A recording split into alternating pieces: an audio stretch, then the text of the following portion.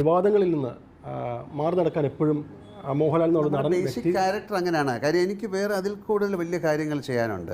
അയ്യോ അങ്ങനെ പറഞ്ഞൂടാ, പിന്നെ ഞാൻ എന്തിനു വന്ന? വെറുതെ ഹാപ്പി ആയിട്ടിരുന്ന പോരെ, വല്ലവരുടെയും വയറ്റിലിരിക്കുന്ന ചീത്ത കേൾക്കുന്നത് എന്തിനാണ്?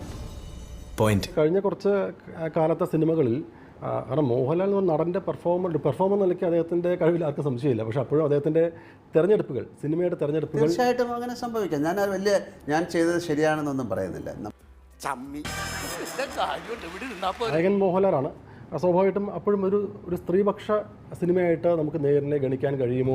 ഇത് സ്ത്രീപക്ഷമല്ല പുരുഷപക്ഷമല്ല, ഇത് ബാലൻസ്ഡ് ആണ്.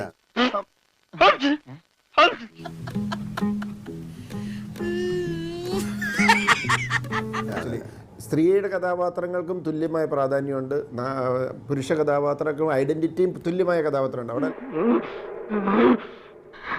സന്തോഷായി, നല്ല സന്തോഷായി. ഞാൻ പോയി വരട്ടെ മക്കളെ, 2-ാം തീയതി വരാം. ഏത് മാസം? എല്ലാ മാസവും 2-ാം തീയതി ഉണ്ടല്ലോ. എന്തോ ഒന്ന് മറന്ന പോലെ.